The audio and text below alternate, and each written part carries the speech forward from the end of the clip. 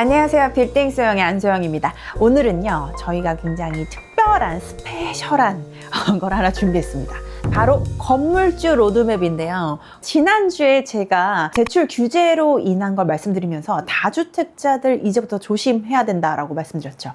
그 다주택자님들을 위해서 제가 만든 로드맵입니다. 굉장히 중요한 얘기가 많습니다. 들어보시죠.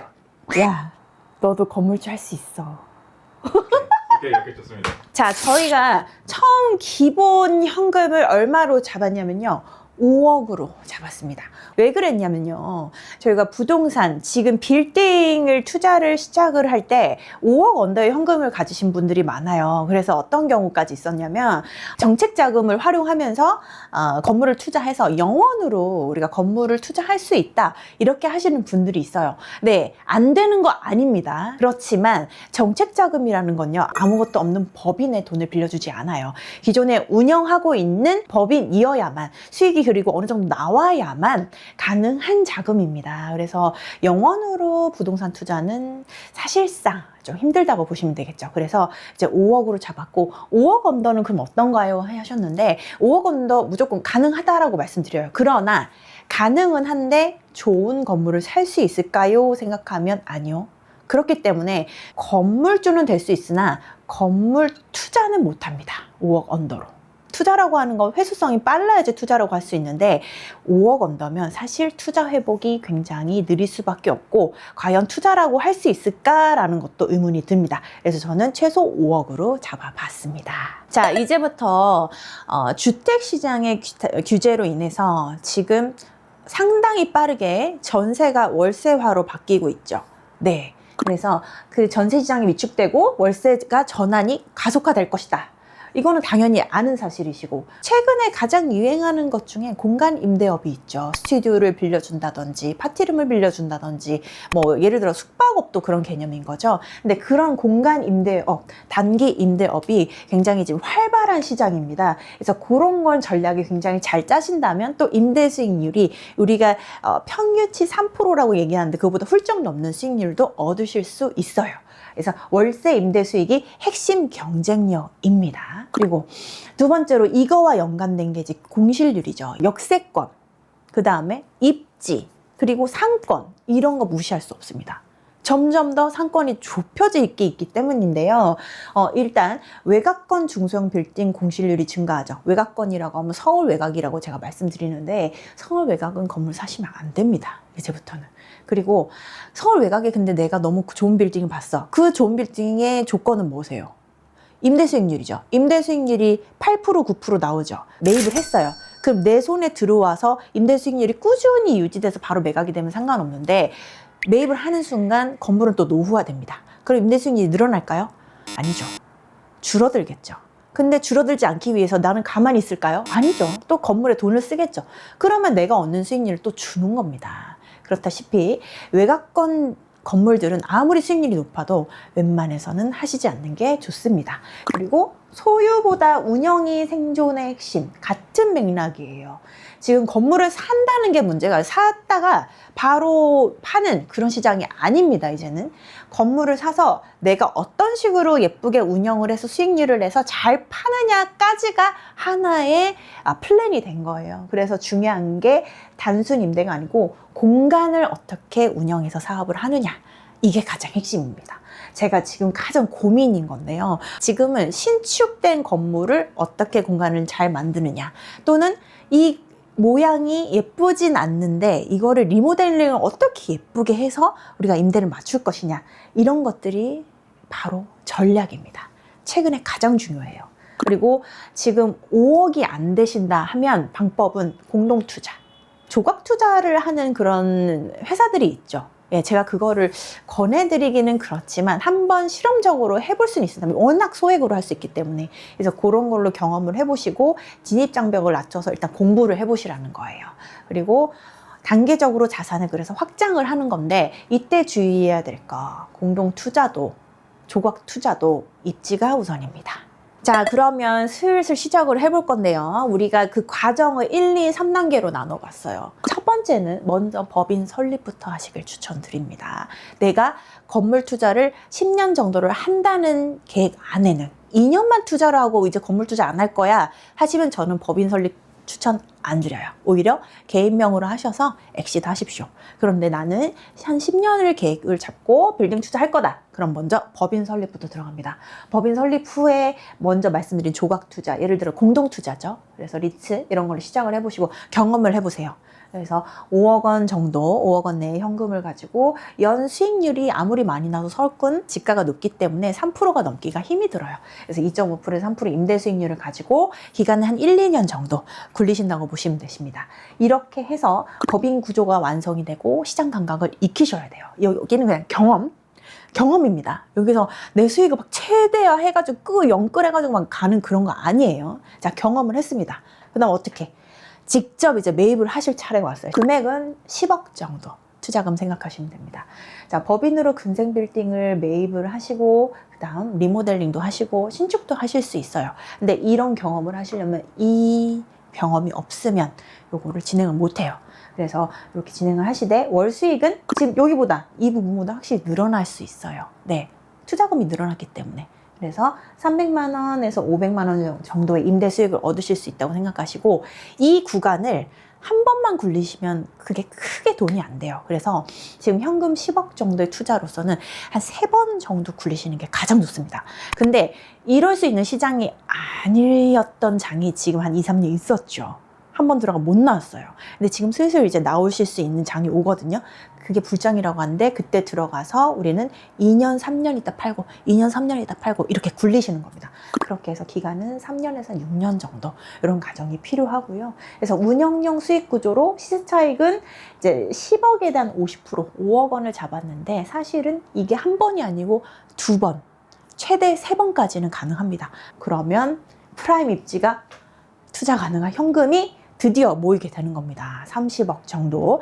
자, 이 건물 투자로만 인해서 현금이 모아지는 게 아니고 플러스 우리 일하잖아요. 그렇죠? 그 돈도 같이 모아서 프라임 입지로 가시는 걸 추천드립니다. 프라임 입지라고 하는 거는 사실 역삼동의 대로변이 아니면 프라임 입지라고 하긴 힘들고 논현동, 신사동까지 그 다음에 한남동, 성수동까지 야, 이렇게 투자하실 수 있어요. 근데 보니까 어때요? 청담동이 빠져 있죠. 압구정 빠져 있죠. 예, 거기는 그 이후에.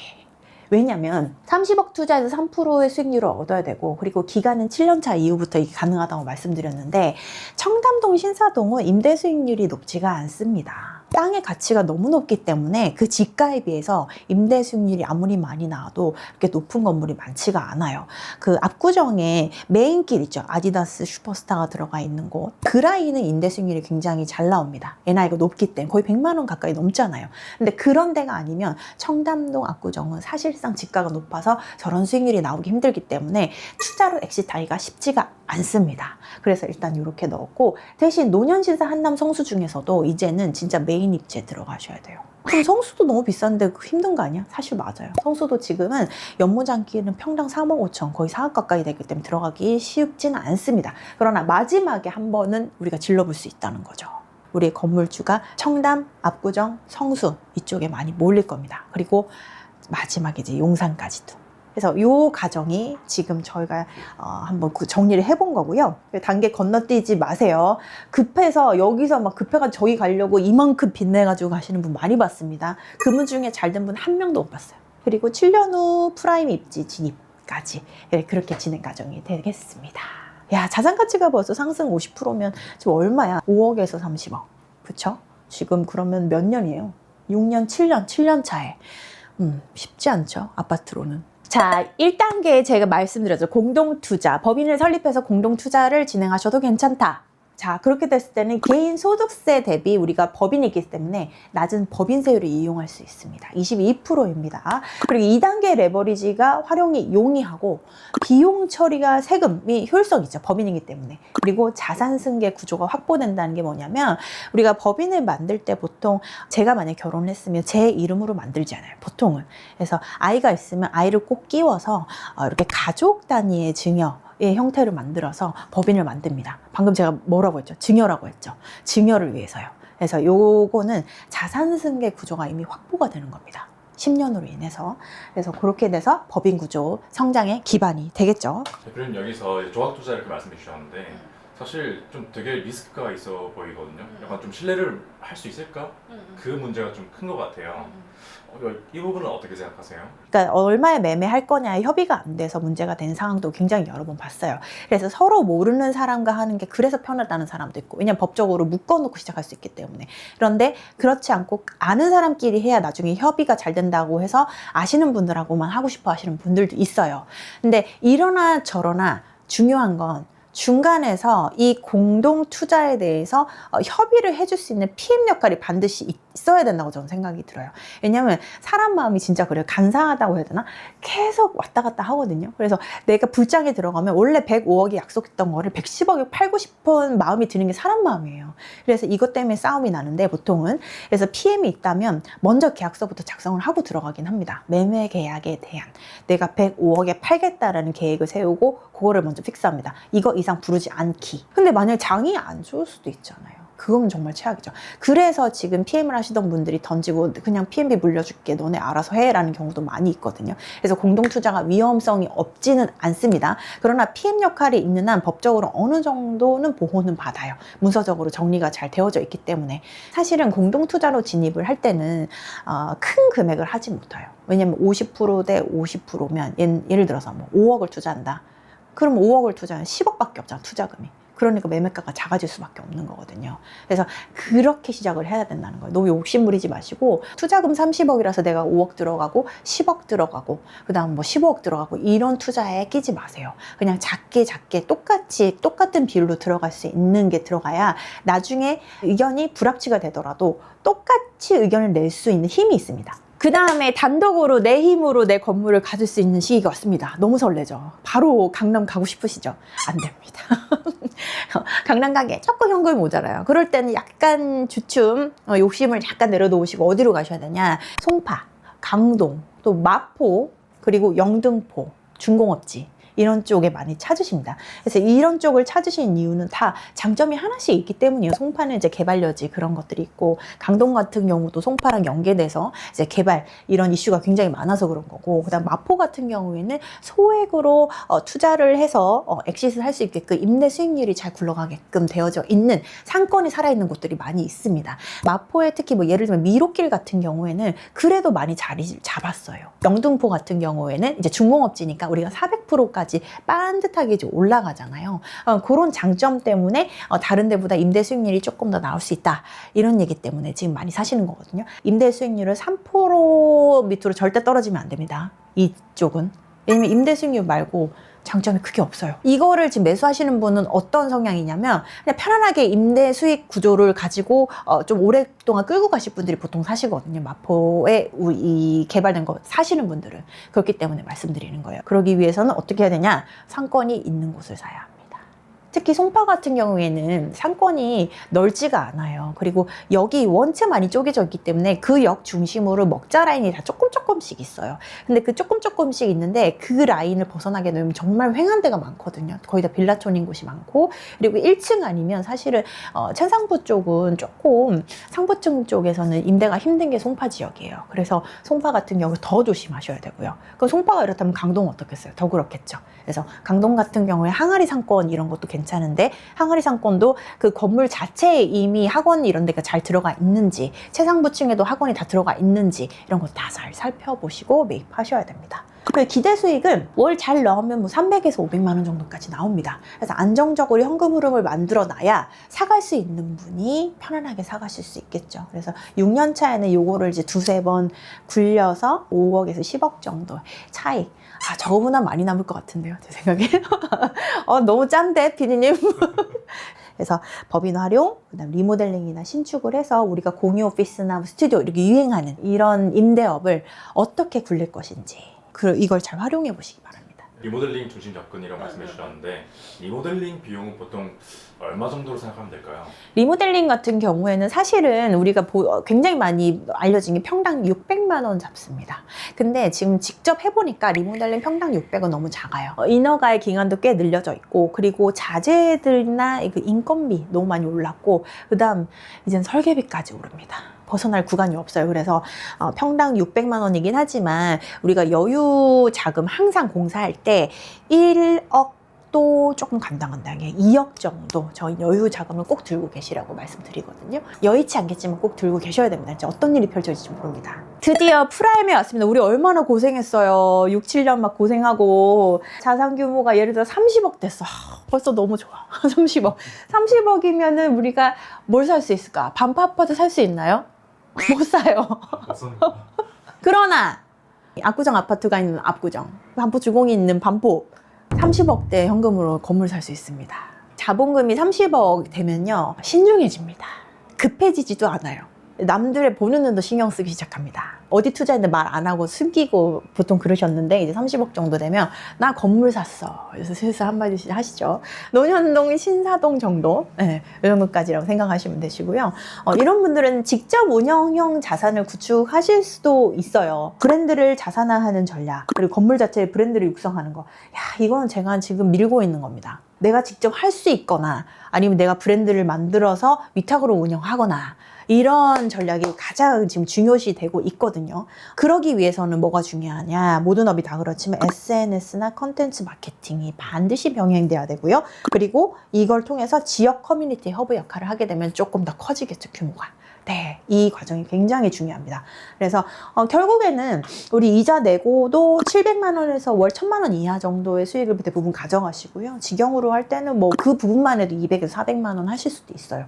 네, 근데 이게 이제 이자가 나가게 되면 하나도 못 가져가실 수도 있고, 뭐 그거는 이제 몇 프로의 대출을 받느냐에 따라서 그럴 수 있습니다. 근데 시세 차익은 지금 프라임 입지 들어와서는 사실 저는 오래 들고 가시지 말라고 해도 오래 들고 가시는 분들이 있어요. 왜냐면 입지가 너무 좋으니까 이거를 팔고 더 좋은 입지 가기에는 조금 돈이 더 필요할 것 같은데 이런 생각이 드시나 봐요. 근데 사실상 맞아요. 왜냐면 지금 이 정도 규모이면 100억대 정도 되거든요. 네. 근데 우리가 조금 더 좋은 입지 청담동 이런 데 가려면 거의 지금 200억입니다. 그쪽은. 그리고 성수도 마찬가지고요. 그렇기 때문에 여기서 조금 더 길게 가지시고 가시는 분들이 많아요. 플러스 사업 수익 모아서 더 가시려고. 이렇게 하시고 보통 프라임 구조 정도 가시면 한 개만 가지고 계신 분들이 거의 없습니다. 두세 개 들고 계세요. 그래서 결국 하나하나 파시고 조금 더 기간 끌고 가시다가 장 좋을 때 파셔가지고 좋은 건물 딱 하나로 가시죠. 그게 이제 청담동, 성수동 이렇게 되겠죠. 핵심 상권이라고 하셨는데 네. 어디서부터 어디까지가 핵심 상권 근처인가요? 강남 중에서도 이제는 입지가 굉장히 좁혀지고 있습니다. 그래서 옛날에는 신사, 청담 무조건 가까이 가라고 했잖아요. 근데 그게 달라지진 않았어요. 지금 여러분 신사동 가로수길 때문에 약간 두려움을 갖고 계신데 가로수길 말고 바로 옆에 세로수길이 있어요. 요 세로수길 지금 가보시면 사람이 어마어마하고 그리고 임대가 굉장히 회전율이 좋습니다. 가로수길, 세로수길, 나로수길, 다로수길 많잖아요. 그 신사동 앞만 해도 입지가 이렇게 나누는데 그 중에서도 세로수길이 핵심 상권입니다. 이렇게 핵심 상권이 지역마다 다 있다는 거예요. 논현동도 마찬가지. 논현동에는 가구거리가 있고 자재거리가 있어요. 근데 그들이 모이는 곳은 한정되어 있습니다. 역에서 도보로 한 2, 3분 내에 있는 거. 그런 입지. 한남동 같은 경우에는요. 사실은 한남동 상권이 그렇게 번지게 된 거는 이태원이 죽자마자 이렇게 넘어간 거거든요. 여러 가지 사건이 있었고 코로나 때 많이 공시를 겪으면서 이 상권이 이제 뭐 갈 데가 없으니까 밀려서 한남동으로 내려간 거예요. 근데 또 마침 나인원 한남과 위치가 이렇게 만나게 되는 거죠. 그러면서 굉장히 유명한 의류 브랜드나 패션 브랜드들이 들어오면서 상권이 이제 점차 더 자리를 잡은 거죠. 급속도로 집가가 반영이 많이 되어져 있습니다. 그래서 그 상권이 변화하거나 뭐 움직이지 않을까 걱정하시는데 아직까지는 괜찮을 것 같아요. 근데 잘 보셔야 됩니다. 비싸게 들어가시면 안 돼요, 절대. 건물 자체를 브랜드로 육성한다고 말씀하셨는데 내 브랜드를 어떻게 만들 수 있을까요? 그건 저도 고민하고 있습니다. 너무 고민되고 재밌어요, 심지어. 그래서 이거를 조금 더 생각을 펼쳐서 한번 날을 잡아서 여러분들께 보여드리고자 합니다. 네, 그건 기다려주세요. 자, 성공적인 건물주가 되시라고 제가 핵심 세 가지를 정리해봤습니다. 첫 번째, 건물주는 타이밍이 아니라 구조로 만든다. 자, 매수할 때는 타이밍이 맞는데요. 그 다음이 훨씬 중요합니다. 이 구조를 어떻게 해서 내가 팔기까지 굴려가느냐가 문제죠. 시장이 망가져도요, 성공할 사람은 성공합니다. 자, 두 번째. 단 5억이라도 운영형 자산 설계로 현실 진입이 가능합니다. 어떻게 굴릴 것인지 이 사고방식이 가장 핵심 성공의 열쇠라고 봅니다. 네, 그리고 지금 시장은요 가장 중요합니다. 공시를 기회로 바꾸는 사람의 무대입니다. 지금은 임차인이 한정적이고 들어오더라도 성공할 수 있는 임차인은 굉장히 한정적인데요. 그렇기 때문에 건물주가 이것을 어떻게 운영할지를 머릿속에 들고 있어야 됩니다. 임차인이 공시를 나면요, 내가 하면 돼요. 그리고 내가 어떻게 잘 굴릴 수 있느냐를 계속 공부하셔야 됩니다. 예, 그게 저희 중개사의 또 일이기도 하고요. 여러분들과 함께 이렇게 나아가야겠죠. 그래서 오늘은 여러 가지로 제가 정리를 좀 해드렸는데, 사실은 제가 강의를 진행하고 있지만 이렇게 세세한 내용까지 다 풀지는 못해요. 다음에 이런 좀 세세한 내용, 좀 집중도 높은 그런 프레젠테이션은 다음에 또 기회 있을 때 해드리고요. 궁금하신 점 있으시면 저희 댓글 부탁드리고 또는 카카오톡으로 문의 부탁드리겠습니다. 네, 감사합니다.